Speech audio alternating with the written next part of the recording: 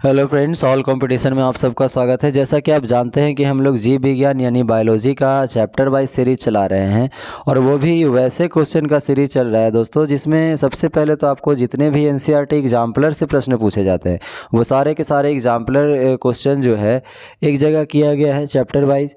उसके बाद आपको ये देखने को मिलेगा या फिर वो बिहार दरोगा का जो क्वेश्चन पूछा गया, अगर मान लीजिए हम सेल चैप्टर को आज शुरू कर रहे हैं तो सेल से जितने भी क्वेश्चन बिहार दरोगा में आए हैं वो सारे के सारे क्वेश्चन इस चैप्टर में आपको, इस वीडियो में आपको देखने को मिलेगा। या फिर रेलवे में जो एग्ज़ाम में पूछे गए हैं सेल चैप्टर से वो मिलेगा, या फिर एसएससी हो या बिहार एसएससी हो या फिर कोई भी एग्ज़ाम हो, ठीक है, वो सारे के सारे क्वेश्चन का क्या है यहाँ पे संग्रह आपको देखने को मिलेगा। तो चलिए हम लोग वीडियो को शुरू करते हैं। देखिए, कह रहा है कि एक कोशिकीय जीवों के संदर्भ में सही कथन को चुनिए। तो एक कोशिकीय जीवों के संदर्भ में सही कथन कौन सा है दोस्तों? तो आप देखेंगे कि सी नंबर जो है आपका, एक कोशिकीय जीव श्वास लेते हैं और जनन करते हैं, तो ये आपका क्या हो जाएगा? सही हो जाएगा। ठीक है, तो चलिए हम लोग इसको जूम कर लेते हैं थोड़ा सा। नेक्स्ट क्वेश्चन कह रहा है कि अधिकांश कोशिकाओं को लेंस की सहायता के बिना नहीं देखा जा सकता है, क्योंकि? तो अधिकांश कोशिकाओं को लेंस की सहायता के बिना नहीं देखा जा सकता है क्योंकि कोशिकाएं जो होती है वो सूक्ष्मदर्शी होती है। नेक्स्ट क्वेश्चन, ये सब एनसीईआरटी का क्वेश्चन है दोस्तों, तो आपको ये क्वेश्चन जो बहुत ज़्यादा पूछा जाता है। नेक्स्ट क्वेश्चन है कि निम्नलिखित में से कौन सा शब्द केंद्रक का भाग नहीं है? तो कौन सा शब्द है जो केंद्रक का भाग नहीं है? तो राइबोसोम जो है दोस्तों वो क्या है? केंद्रक का भाग नहीं है। नेक्स्ट क्वेश्चन हमारा कोशिकाओं के विभिन्न घटकों के लिए प्रयुक्त शब्द है। तो कोशिकाओं के विभिन्न घटकों के लिए उपयुक्त शब्द कौन सा है? तो कोशिका अंगक। क्या है? कोशिका अंगक। नेक्स्ट क्वेश्चन हमारा क्या है? कह रहे कोशिकाओं के भीतर पाए जाने वाले जेली जैसी पदार्थ को कहते हैं। तो जेली जैसी पदार्थ होते हैं उसको हम क्या कहते हैं? कोशिका द्रव्य कहते हैं। ठीक है, नेक्स्ट क्वेश्चन हमारा क्या है? कोशिकाओं की लंबाई चौड़ाई को व्यस्त करने के लिए मापने का यूनिट होता है। ठीक है, कोशिकाओं की लंबाई चौड़ाई को व्यक्त करने के लिए मापने का यूनिट होता है। तो क्या होता है दोस्तों? तो उसे हम माइक्रोमीटर में क्या करते हैं? मापते हैं। नेक्स्ट क्वेश्चन हमारा क्या है कि कोशिका झिल्ली का सबसे महत्वपूर्ण कार्य क्या है? तो कोशिका झिल्ली का जो सबसे महत्वपूर्ण कार्य है वो क्या है? कोशिकाओं में प्रवेश करने वाले एवं बाहर जाने वाले पदार्थों को क्या करना? नियंत्रण करना। तो आपका ऑप्शन क्या हो जाएगा? ए हो जाएगा। नेक्स्ट क्वेश्चन हमारा क्या कह रहा है? कह रहा है नीचे दिए गए सूचीबद्ध किए गए कोशिकाओं के भागों में से उस भाग का नाम बताइए जो पादप कोशिका और प्राणी कोशिका, जीवाणु कोशिका तीनों में पाया जाता हो। किसके किसके? पादप में, प्राणी कोशिका और जीवाणु कोशिका तीनों में पाया जाता हो। तो ये कोशिका झिल्ली है जो दोस्तों पादप कोशिका, प्राणी कोशिका और जीवाणु कोशिका तीनों में आपको पाया जाता है। ठीक है, नेक्स्ट क्वेश्चन हमारा क्या है? निम्नलिखित में से कौन कोशिका नहीं है? तो निम्नलिखित में से कौन सा कोशिका नहीं है? तो आपका विषाणु की अगर बात करेंगे तो विषाणु जो है हमारा कोशिका नहीं है। नेक्स्ट क्वेश्चन देखिए क्या कह रहा है। नेक्स्ट क्वेश्चन क्या है आपका?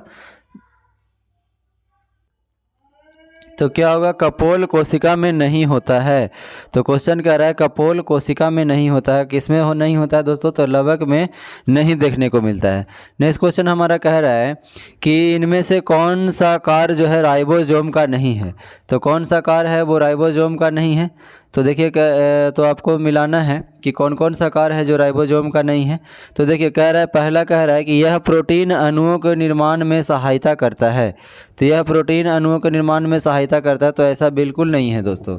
ठीक है, तो ये आपका क्या हो जाएगा? गलत हो जाएगा। नेक्स्ट क्वेश्चन देखिए, नेक्स्ट क्या कह रहा है? कह रहा है यह एंजाइमों के निर्माण में सहायता करता है, तो ये भी नहीं होगा। तो ये भी आपका क्या हो जाएगा? नहीं होगा। तो ये दोनों क्या है? गलत है। फिर कह रहा है कि यह हार्मोन के निर्माण में सहायता करता है, तो ये बिल्कुल सही है। कह रहा है यह मंड स्टार्च अणुओं में निर्माण में सहायता करता है, तो ये भी आपका सही है। तो आपका क्या हो जाएगा? 3 और 4 सही हो जाएगा, ऑप्शन नंबर सी। तो देखिए राइबोसोम का नहीं है। ठीक है, तो ये यहाँ पे देखिए क्या कह रहा है कि राइबोसोम का कार्य नहीं है। तो यहाँ पे ये दोनों जो आपको है ये इसका कार्य है, लेकिन ये दोनों आपका क्या है? नहीं है। तो इसीलिए आपका नहीं पूछा था, तो नहीं का भाई नहीं आपका क्या हो जाएगा? आंसर हो जाएगा।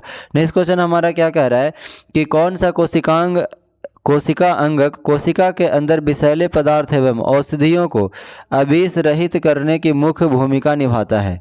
तो अबिश रहित करने की भूमिका को कौन निभाता है दोस्तों? तो चिकनी अंतर्द्रव जालिका जो होती है, स्मूथ एंडोप्लाज्मिक रेटिकुलम जो होता है, ये करता है। नेक्स्ट क्वेश्चन हमारा क्या है? कैसे कोशिका झिल्ली निर्माण के लिए आवश्यक प्रोटीन एवं लिपिड का उत्पादन निम्नलिखित द्वारा किया जाता है। तो आवश्यक प्रोटीन एवं लिपिड का उत्पादन किसके द्वारा किया जाता है? तो रुक्ष यानी कि रफ एंडोप्लाज्मिक रेटिकुलम के द्वारा किया जाता है। नेक्स्ट क्वेश्चन हमारा क्या है कि कोशिका अंगक जो सरल कोशिका शर्करा को जटिल शर्करा में बदलने में शामिल है। तो सरल शर्करा को जटिल शर्करा में बदलने में शामिल कौन है दोस्तों? तो ये गोल्जी उपकरण है। ठीक है, गोल्जी बॉडी है हमारा। नेक्स्ट क्वेश्चन है हमारा कि सिल्वर नाइट्रेट का घोल किसके अध्ययन में इस्तेमाल होता है? तो सिल्वर नाइट्रेट का जो घोल है वो गोल्जी उपकरण के अध्ययन में क्या होता है? इस्तेमाल किया जाता है। नेक्स्ट क्वेश्चन हमारा है प्रोकैरियोटिक कोशिका में दिखने वाला एकमात्र कोशिका अंगक है। तो प्रोकैरियोटिक कोशिका में दिखने वाला एकमात्र कोशिका अंगक कौन है? तो वो है राइबोसोम। नेक्स्ट क्वेश्चन कह रहा है कि वह अंगक जिसमें कोशिका भित्ति नहीं होती है। तो कौन सा अंगक है दोस्तों जिसमें कोशिका भित्ति नहीं होती है? तो राइबोसोम है जिसमें कोशिका भित्ति नहीं होती है। निम्नलिखित में से किसके चारों ओर एकल झिल्ली का आवरण होता है? तो किसके चारों ओर एकल झिल्ली का आवरण होता है? तो ये होता है रसधानी। रसधानी के चारों ओर एकल झिल्ली का आवरण पाया जाता है। नेक्स्ट क्वेश्चन हमारा कि चित्रांकित चित्र में दिखाई गई कोशिका पादप में कहाँ पाई जाती है? तो पादप में कहाँ पाई जाती है? तो ये देखिएगा ऑप्शन क्या है इसका? तो पादप में जो पाया जाता है वो जड़ में नहीं पाया जाता है ना। तो देखिए कह रहा है कि कहाँ पाया जाता है, आपसे पूछा है, तो जड़ में पाया जाता है। ठीक है, तो ऑप्शन इसका आंसर क्या हो जाएगा? जड़ में आपका पाया जाता है। नेक्स्ट क्वेश्चन है हमारा कि कोशिका झिल्ली निर्माण के लिए आवश्यक प्रोटीनों एवं लिपिड का उत्पादन निम्नलिखित के द्वारा करते हैं।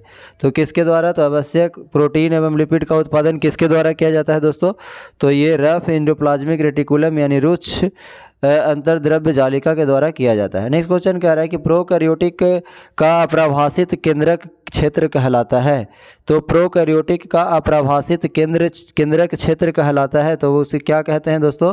तो केंद्राकाभ कहते हैं। केंद्राकाभ कहते हैं। क्या कहते हैं? केंद्राकाभ कहते हैं।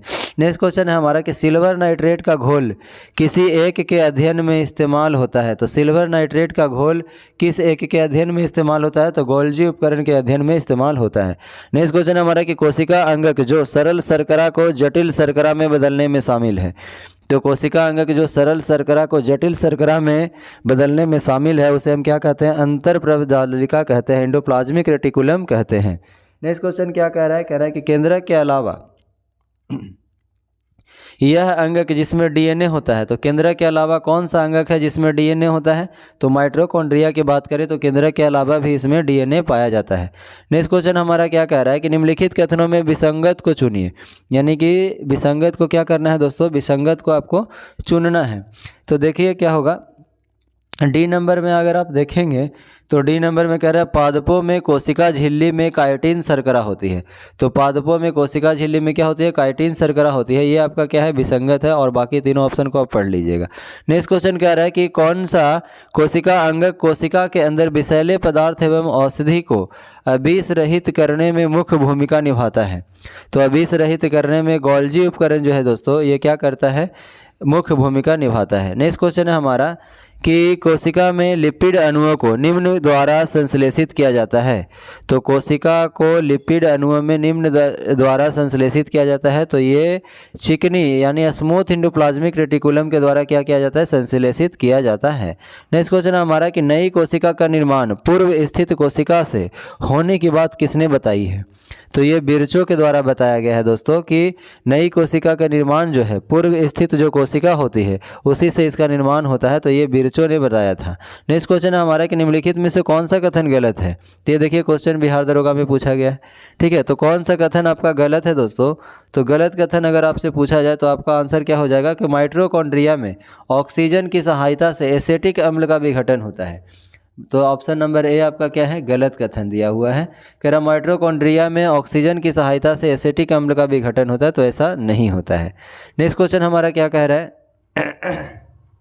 देखिए कह रहा है देखिए 30 नंबर 29 तक हो गया था। हाँ 30 में कह रहा है कि in a cell where does the process break down of glucose a 6 carbon molecule to pyruvate 3 carbon molecule take place. तो इसका आंसर आपका क्या हो जाएगा दोस्तों? तो इसका आंसर हो जाएगा साइटोप्लाज्म हो जाएगा। ठीक है, आपको इंग्लिश में भी एक क्वेश्चन दिया गया तो आपको इसको अच्छी तरीके से समझना है।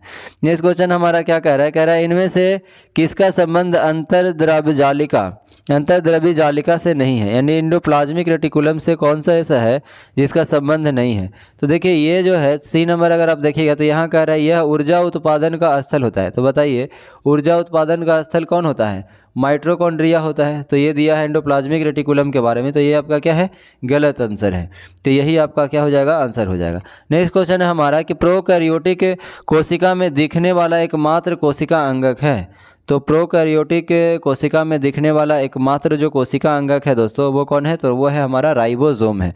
नेक्स्ट क्वेश्चन हमारा क्या है कि प्रासरण की कुछ परिभाषाएं नीचे दी गई है, इन्हें सावधानी से पढ़िए और सही परिभाषा को चुनिए। तो सावधानी से पढ़िए और सही परिभाषा को चुनिए। तो इसका क्या हो जाएगा? एक अर्ध पारगम्य झिल्ली से होकर जल के अणुओं का अधिक सांद्रता वाले क्षेत्र से निम्न सांद्रता वाले क्षेत्र की ओर आ जाना ही क्या कहता है? ये अर्धपारगम्य झिल्ली, यही जो है क्या है आपका परासरण की परिभाषा होता है। ठीक है, नेक्स्ट क्वेश्चन हमारा क्या है दोस्तों? कह रहा है कि पादप कोशिका में जीव द्रव्य कुंचन को इस तरह परिभाषित किया जाता है। तो जीव द्रव्य कुंचन को किस तरह से परिभाषित किया जाता है दोस्तों? तो अल्प सारी माध्यम को कोशिका द्रव्य का सिकुड़ना, अल्प पराशरी माध्यम को कोशिका द्रव्य का क्या करना? सिकुड़ना ही क्या कहलाता है? जीव द्रव्य कुंचन कहलाता है। ये सभी एनसीईआरटी एग्जाम्पलर के क्वेश्चन है दोस्तों। ये समझिए कि हीरा है, क्वेश्चनों में अगर देखा जाए तो हीरा है, क्योंकि यहाँ से direct same to same option के साथ एग्जाम में क्वेश्चन पूछे जाते हैं। नेक्स्ट क्वेश्चन हमारा क्या है कि मानवों के लिए में उत्तक के ऑक्सीजन की कमी होने का कारण पायरुवेट अम्ल किस कोशिकांग के भीतर लैक्टिक अम्ल में बदल जाता है? तो कोशिकांग के भीतर लैक्टिक अम्ल में बदल जाता है। तो ये कौन सा है?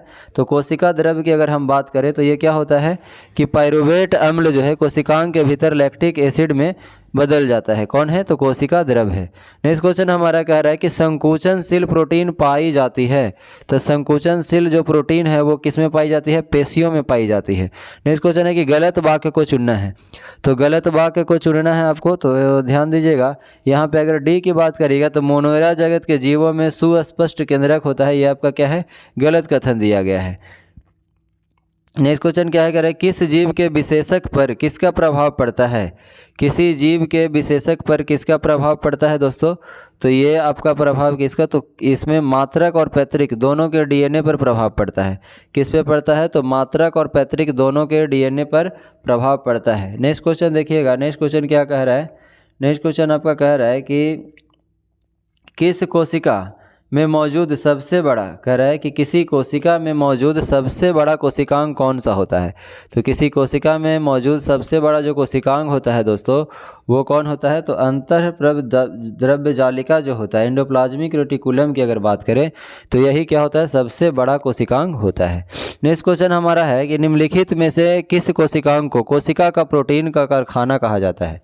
तो कौन सा कोशिकांग है दोस्तों जिसको कोशिका प्रोटीन का कारखाना कहा जाता है? देखिए बिहार दरोगा 2020 में क्वेश्चन पूछा गया है, आरआरबी में पूछा गया। तो ये सभी प्रश्न जो है दोस्तों काफ़ी महत्वपूर्ण प्रश्न है। जितने भी प्रश्न इसमें दिए गए हैं, जितने भी प्रश्न, वो सभी के सभी क्या है? कहीं ना कहीं एग्जाम में पूछा हुआ ही प्रश्न है। तो इसीलिए कह रहे हैं कि अगर ये वीडियो जो है ये सीरीज अगर पूरा कंप्लीट कर लेते हैं तो आपको जीव विज्ञान से संबंधित हमें नहीं लगता है कि आपके एग्ज़ाम में जो प्रश्न पूछा जाएगा इससे बाहर पूछा जाएगा। ठीक है, तो यहाँ पे देख लीजिए इसका आंसर क्या हो जाएगा दोस्तों? प्रोटीन कारखाना किसे कहा जाता है? तो प्रोटीन कारखाना राइबोसोम को कहा जाता है। नेक्स्ट क्वेश्चन हमारा क्या है कि निम्नलिखित में से अर्धसूत्रण के लिए कौन सा कथन सत्य नहीं है? तो ऑप्शन नंबर बी आप देखिएगा, इसमें कह रहा है कि अर्धसूत्रण के परिणाम स्वरूप परिणामी कोषों में गुणसूत्र की संख्या दुगनी हो जाती है। तो ये आपका ऑप्शन क्या है दोस्तों? गलत ऑप्शन है। तो यही आपका आंसर हो जाएगा। नेक्स्ट क्वेश्चन है हमारा कि किस कोशिकांग ऑर्गेनेल यानी कोशिका ऑर्गेनेल को कोशिका का मास्टर कहा जाता है? तो कौन सा कोशिका ऑर्गेनेल है जिसको कोशिका का मास्टर कहा जाता है दोस्तों? तो ये अगर नाभिक की बात करें तो नाभिक जो है हमारा न्यूक्लियस जो होता है इसे कोशिका का मास्टर कहा जाता है। नेक्स्ट क्वेश्चन क्या है? कह रहा है कि निम्नलिखित में से कौन सा एक कोशिका में अधिक मात्रा में पाए जाने वाला अणु है। तो कोशिका में अधिक मात्रा में पाए जाने वाला अणु कौन है दोस्तों, तो वो है जल। कोशिका में सबसे ज़्यादा पाया जाता है कौन, जल। नेक्स्ट क्वेश्चन है हमारा कि निम्नलिखित में से कौन सा कथन सही है। तो निम्नलिखित में से आपका कौन सा कथन सही है दोस्तों, तो विषाणु सम एकल तंतु आरएनए अणु के बने होते हैं। ठीक है, कह रहा है विषाणु जो होता है सम एकल तंतु आरएनए के बने होते हैं। ठीक है, नेक्स्ट क्वेश्चन हमारा क्या कह रहा है, देखिएगा। एक मिनट, कलर को क्या करते हैं, चेंज कर लेते हैं थोड़ा। हाँ, तो देखिए कह रहा है कि नाभिक के अलावा कोशिका के किस कोशिकांग में डीएनए होता है। तो किस कोशिकांग में डीएनए होता है दोस्तों, तो माइटोकॉन्ड्रिया में क्या होता है, डीएनए होता है। नेक्स्ट क्वेश्चन है कि शरीर में लगी चोट की मरम्मत के लिए किस प्रकार के सेल विभाजन का प्रयोग किया जाता है। तो किस प्रकार के सेल विभाजन का प्रयोग किया जाता है, तो केवल समसूत्रण विभाजन का प्रयोग किया जाता है। नेक्स्ट क्वेश्चन क्या कह रहा है कि साधारण मानव में गुणसूत्र होते हैं। साधारण मानव में जो गुणसूत्रों की संख्या होती है दोस्तों वो कितना होते हैं, तो 46 होता है। अगर पेयर में पूछेगा तो 23 पेयर क्या होता है, 23 पेयर होते हैं। नेक्स्ट क्वेश्चन क्या कह रहा है, देखिएगा। नेक्स्ट क्वेश्चन आपका कह रहा है कि जीवों में अत्यधिक विविधता का कारण क्या है। तो जीवों में जो अत्यधिक विविधता है दोस्तों उसे हम उत्परिवर्तन कहते हैं। नेक्स्ट क्वेश्चन क्या है, कह रहा है कि निम्न में से किसमें लिंग गुणसूत्र नहीं होते हैं। तो लिंग गुणसूत्र किसमें नहीं होता है, तो छिपकली में लिंग गुणसूत्र नहीं होता है। जंतु कोशिका में निम्न में से क्या अनुपस्थित होता है। तो जंतु कोशिका में सेलुलोज की कोशिका भित्ति जो होती है दोस्तों वो क्या होती है, अनुपस्थित होती है। ये पादप कोशिका में पाया जाता है। ठीक है, नेक्स्ट क्वेश्चन क्या कह रहा है कि निम्नलिखित में से कौन सा जो है कोशिकांग यानी कि ऑर्गेनेल को कोशिका का पावर हाउस। तो पावर हाउस तो आपको पता ही होगा कि माइटोकॉन्ड्रिया को कहा जाता है पावर हाउस ऑफ सेल। कह रहा पौधों में पाए जाने वाला नीला, बैगनी और लाल फ्लेवोनाइड वर्णक किसकी उपस्थिति के कारण होता है। तो फ्लेवोनाइड वर्णक जो है किसकी उपस्थिति के कारण होता है, तो एंथोसाइनिन की उपस्थिति के कारण होता है। नेक्स्ट क्वेश्चन क्या कह रहा है, प्लाज्मा झिल्ली बनी होती है। तो प्लाज्मा झिल्ली जो है दोस्तों ये किसकी बनी होती है, तो ये प्रोटीन की भी बनी होती है, लिपिड की भी बनी होती है। तो आपका आंसर ए और बी दोनों सही हो जाएगा। प्लाज्मा झिल्ली प्रोटीन और लिपिड की बनी होती है। नेक्स्ट क्वेश्चन क्या कह रहा है कि प्रक्रमित कोशिका मृत्यु के कोशिकीय और आणविक नियंत्रण को कहते हैं। तो इसे क्या कहते हैं दोस्तों, तो एपोप्टोसिस कहते हैं। क्या कहते हैं, एपोप्टोसिस कहते हैं। नेक्स्ट क्वेश्चन है कि कोशिका शब्द का प्रयोग सर्वप्रथम किसने किया था। तो कोशिका शब्द का प्रयोग सर्वप्रथम रॉबर्ट हुक के द्वारा किया गया था। नेक्स्ट क्वेश्चन हमारा कि जीव द्रव के सूखे भाग में पाए जाने वाले सर्वाधिक तत्व कौन से हैं।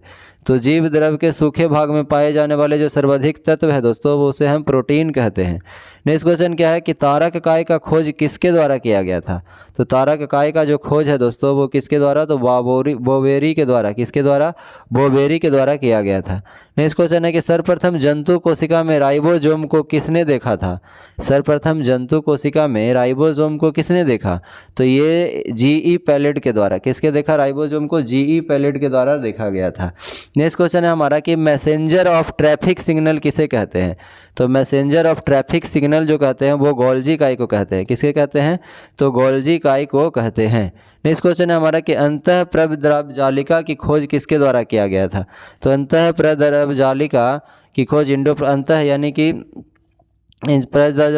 अंतःप्रद्रव्य जालिका की खोज जो है दोस्तों ये केआर पोर्टल के द्वारा। किसके द्वारा, केआर पोर्टल के द्वारा किया गया था। किसके द्वारा दोस्तों, तो केआर पोर्टल के द्वारा किया गया था। नेक्स्ट क्वेश्चन हमारा क्या है कि कह रहा है कि कोशिका का ऊर्जा गृह कहे जाने वाले माइटोकॉन्ड्रिया का नाम सर्वप्रथम किसने दिया था। तो माइटोकॉन्ड्रिया का जो नाम दिया था वो सी बिंडा के द्वारा दिया गया था। ठीक है, नेक्स्ट क्वेश्चन हमारा क्या है कि समसूत्री विभाजन किसमें होता है। तो समसूत्री जो विभाजन होता है दोस्तों वो किसमें होता है, तो कायिक कोशिका में होता है। ठीक है, किसमें होता है, कायिक कोशिका में होता है। नेक्स्ट क्वेश्चन हमारा कोशिका का रसोई घर किसे कहा जाता है। तो कोशिका का जो रसोई घर है दोस्तों वो किसे, तो क्लोरोप्लास्ट को कहा जाता है। ठीक है, नेक्स्ट क्वेश्चन हमारा इलेक्ट्रॉन सूक्ष्मदर्शी की खोज की है। इलेक्ट्रॉन सूक्ष्मदर्शी की खोज किसके द्वारा, तो नॉल एवं रस्का के द्वारा किया गया है। नेक्स्ट क्वेश्चन हमारा कि यदि माइटोकॉन्ड्रिया काम करना बंद कर दे तो कोशिका में कौन सा कार्य नहीं होगा। माइटोकॉन्ड्रिया अगर काम करना बंद कर दे तो कौन सा कार्य जो है कोशिका में नहीं होगा, तो भोजन का ऑक्सीकरण क्या हो जाएगा दोस्तों, नहीं हो पाएगा। नेक्स्ट क्वेश्चन है हमारा कि फूलों और बीजों को विभिन्न प्रकार के आकर्षक रंग प्रदान करता है। तो फूलों और बीजों को विभिन्न प्रकार के आकर्षक रंग जो प्रदान करने का काम करता है वो करता है क्रोमोप्लास्ट। नेक्स्ट क्वेश्चन है हमारा कि निम्नलिखित में से कौन सा कोशिका अंगक मुख्य रूप से पाचक एंजाइमों के संग्राहकार की तरह कार्य करता है। देखिए ये आईएएस में प्री में 1997 में पूछा गया है, तो डी आंसर में क्या हो जाएगा, लाइसोसोम हो जाएगा। कह रहा है कि कोशिका अंगक मुख्य रूप से पाचक एंजाइमों के संग्रह कार्य, यानी कि पाचक एंजाइमों को संग्रह करने का कार्य कौन करता है, तो लाइसोसोम करता है। नेक्स्ट क्वेश्चन है हमारा कि किस कोशिका अंगक को कोशिका की आत्महत्या की थैली कहा जाता है। तो आत्महत्या की थैली भी किसे कहा जाता है दोस्तों, तो ये लाइसोसोम को ही कहा जाता है। नेक्स्ट क्वेश्चन है हमारा कि निम्नलिखित में से कौन सा एक कोशिकीय घटक अधिकांश प्राक केंद्रियों में मौजूद नहीं होता है। तो किसमें मौजूद नहीं होता है दोस्तों, तो केंद्रक झिल्ली क्या होता है, इसमें मौजूद नहीं होता है। नेक्स्ट क्वेश्चन है हमारा कि एक पीढ़ी से दूसरी पीढ़ी में वंशगत होने वाला आनुवांशिकी पदार्थ कौन सा है। तो एक पीढ़ी से दूसरी पीढ़ी में वंशगत होने वाला आनुवांशिकी जो पदार्थ है दोस्तों वो क्या है, तो वो है हमारा डीएनए है। नेक्स्ट क्वेश्चन हमारा कि निम्नलिखित में से कौन सा कथन सही है। तो निम्नलिखित में से कौन सा कथन आप सही है दोस्तों, तो प्रत्येक प्रोटीन के लिए एक विशिष्ट जीन होता है। ये आपका कथन क्या दिया गया है, सही दिया गया है। प्रत्येक प्रोटीन के लिए एक विशिष्ट जीन होता है। नेक्स्ट क्वेश्चन देखिए क्या है। नेक्स्ट क्वेश्चन कह रहा है कि प्राक केंद्रीय कोशिका की कुछ विशेषताओं का उल्लेख नीचे किया गया है। दिए गए विकल्पों में से गलत विकल्प का चयन कीजिए। तो गलत विकल्प का चयन कीजिए। कह रहा है बी नंबर में देखिए झिल्ली बुद्ध कोशिकांगों की मौजूदगी, ये क्या है दोस्तों, गलत है। तो आपका आंसर क्या हो जाएगा, बी हो जाएगा, क्योंकि गलत का भाई गलत। नेक्स्ट क्वेश्चन हमारा क्या है कि जीनों के कुछ लक्षणों का उल्लेख नीचे किया गया है। कौन सा विकल्प जीनों के गलत लक्षण को दर्शाता है। तो कौन सा विकल्प है दोस्तों, वो जीनों के गलत लक्षण को दर्शाता है। तो आप इनमें से कोई परिवर्तन नहीं होता है, इनमें कोई परिवर्तन नहीं होता है, तो ये क्या है, गलत है।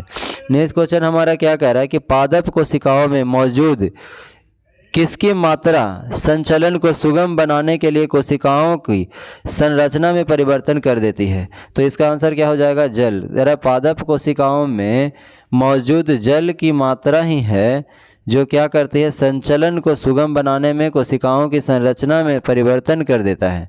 ठीक है, तो आंसर क्या हो जाएगा, जल। नेक्स्ट क्वेश्चन हमारा क्या है दोस्तों, कह रहा है कि स्लाइडेन और स्वान द्वारा दिया गया कोशिका सिद्धांत निम्नलिखित में से किन जीवों पर लागू नहीं होता है। तो किन जीवों पर लागू नहीं होता है दोस्तों, तो ये विषाणुओं पर क्या होता है, विषाणुओं पर लागू नहीं होता है। ठीक है, किस पे लागू नहीं होता है, विषाणुओं पर लागू नहीं होता है।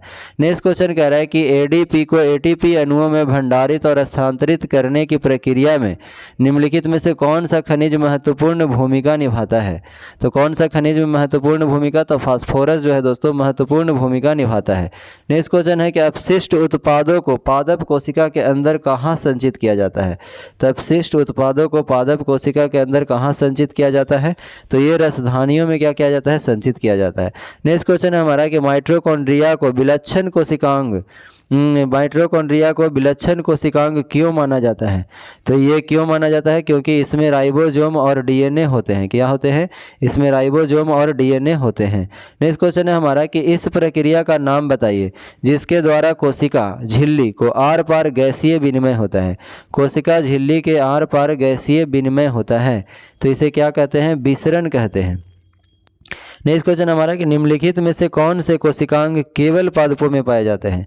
कौन से कोशिकांग है जो केवल पादपों में ही पाए जाते हैं दोस्तों, तो वो है लवक। ठीक है, जिसको हम कहते हैं प्लास्टिड। नेक्स्ट क्वेश्चन क्या है, कह रहा है कि निम्नलिखित आकृति में दिखाई गई पादप कोशिकाओं में हम अपशिष्ट उत्पाद कहाँ पा सकते हैं। तो अपशिष्ट उत्पाद जो आप देखेंगे ये फिगर, इसका जो 4th नंबर जो सेक्शन है यहीं पे आपको ये वाला जो सेक्शन है आपको देख रहे हैं दोस्तों बॉक्स आकार का, इसी में अपशिष्ट उत्पाद हम क्या सकते हैं, पा सकते हैं। तो देखिए ऑप्शन में आपका क्या कह रहा है, तो ऑप्शन में जो आपका कह रहा है कि तीर का जो 4 नंबर दिखाया गया क्षेत्र है उसी में हम अपशिष्ट पदार्थ को पाएंगे।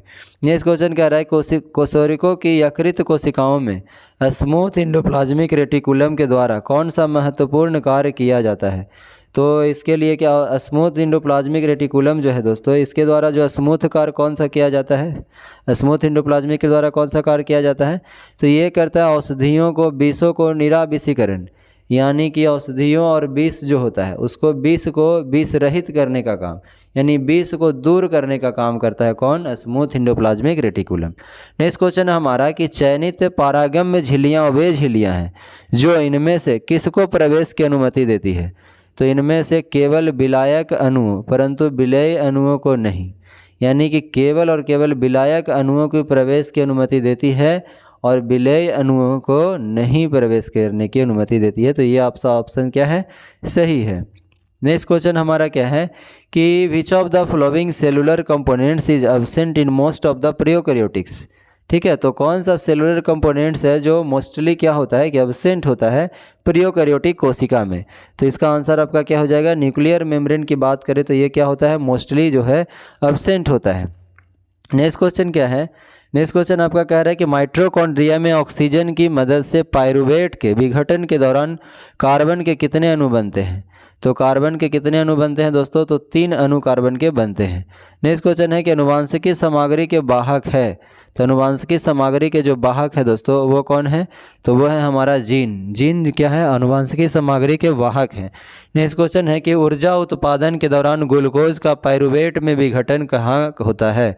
तो ऊर्जा उत्पादन के दौरान ग्लूकोज का पाइरूवेट में विघटन जो होता है वो कहाँ होता है दोस्तों? तो वो होता है आपका कोशिका द्रव में। कहाँ होता है? कोशिका द्रव में। नेक्स्ट क्वेश्चन देखिए क्या कह रहा है। नेक्स्ट क्वेश्चन कह रहा है कि डीएनए का एक खंड जो एक प्रोटीन की जानकारी प्रदान करता है, डीएनए का एक खंड जो प्रोटीन की जानकारी प्रदान करता है उसे हम क्या कहते हैं? तो उसे हम क्या कहते हैं दोस्तों? तो जीन कहते हैं। क्या कहते हैं? जीन कहते हैं। नेक्स्ट क्वेश्चन क्या है? कह रहा है कि एक अविभाजित कोशिका में डीएनए के भाग के रूप में मौजूद रहता है, तो डीएनए के भाग के रूप में मौजूद रहता है उसे हम क्रोमेटिन पदार्थ कहते हैं। क्या कहते हैं? क्रोमेटिन पदार्थ कहते हैं। नेक्स्ट क्वेश्चन क्या है? कह रहा है कि कोशिका के केंद्रक के अतिरिक्त निम्न में से किन 2 कोशिकांगों को अपने डीएनए और राइबोसोम होते हैं? किन 2 कोशिकांगों को अपने डीएनए और अपने राइबोसोम होते हैं? तो वो होते हैं लवक और माइटोकॉन्ड्रिया की अगर हम बात करें तो इसका अपना डीएनए होता है, अपना डीएनए और अपना क्या होता है? राइबोसोम होता है।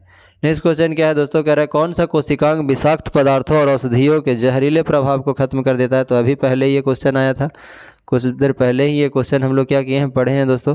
तो इसका आंसर क्या हो जाएगा? अंतर प्रद्रव जालिका हो जाएगा, यानी कि इंडोप्लाज्मिक रेटिकुलम की बात करेंगे तो ये हो जाएगा आपका आंसर। नेक्स्ट क्वेश्चन हमारा कि अपने जल में रियो की पत्ती, रियो लीफ की एक अस्थायी स्लाइड तैयार किया है। जब आप स्लाइड पर चीनी का प्रबल विलयन डालते हैं तो उसमें क्या परिवर्तन दिखाई देगा? ठीक है, तो उसमें क्या परिवर्तन दिखाई देगा दोस्तों? तो आप उसमें देखेंगे कि कोशिका जल, देखिए एक मिनट, कह रहा है कोशिका जल का उत्सर्जन करेगी जिसकी वजह से कोशिका के अंदर मौजूद सामग्री सिकुड़ कर कोशिका भित्ति से दूर हो जाएगी। तो आपका आंसर क्या हो जाएगा? बी होगा। कोशिका जल का उत्सर्जन करेगी जिसकी वजह से कोशिका के अंदर मौजूद सामग्री सिकुड़ कर कोशिका भित्ति से दूर हो जाएगी। ये आपका आंसर हो जाएगा। नेक्स्ट क्वेश्चन क्या कह रहा है? नेक्स्ट क्वेश्चन कह रहा है दोस्तों कि अपार्ट फ्रॉम, ठीक है, apart from nucleus of the cell which 2 cell organelle have their own DNA and ribosome। तो इसका आंसर क्या हो जाएगा? Plastid and mitochondria. ठीक है, कह रहा है कि अपार्ट फ्रॉम न्यूक्लियस, यानी न्यूक्लियस के अलावा, ठीक है, which 2 cell organelle, कौन सा 2 कोशिकांग है जिसका अपना डीएनए और अपना राइबोसोम होता है? तो क्या होगा? प्लास्टिड और माइटोकॉन्ड्रिया होता है। नेक्स्ट क्वेश्चन है हमारा कि निम्नलिखित में से, देखिए लास्ट क्वेश्चन है आज का दोस्तों, और उम्मीद करते हैं ये आपको काफ़ी अच्छा लग रहा होगा। और इसी तरह से अगर पूरे सीरीज़ को कंप्लीट करना चाहते हैं तो चैनल से अवश्य जुड़ जाएं, ठीक है, क्योंकि ये वनडे एग्ज़ाम की अगर आप तैयारी करते हैं, चाहे वनडे एग्ज़ाम में कोई भी एग्ज़ाम हो दोस्तों, बिहार दरोगा, Bihar police, SSC GDS, SSC MTS हो, एसएससी सीजीएल हो, सीएचएसएल हो, या फिर बिहार सचिवालय का इंटर स्तरीय ग्रेजुएशन स्तरीय एग्ज़ाम हो, कोई भी एग्ज़ाम हो दोस्तों, कोई भी एग्ज़ाम हो, अगर वनडे एग्ज़ाम में जीके जीएस से प्रश्न पूछा जाता है, साइंस से प्रश्न पूछा जाता है, तो उसके लिए आपके लिए ये जो वीडियो है दोस्तों एकदम रामबाण साबित होने वाला है। तो देखिए आज का लास्ट क्वेश्चन देखते हैं, निम्नलिखित में से कौन सा जानवरों में मौजूद नहीं है जबकि पौधा में है? तो जानवरों में नहीं है और पौधा में है। तो ये क्या है दोस्तों, स्टार्च है।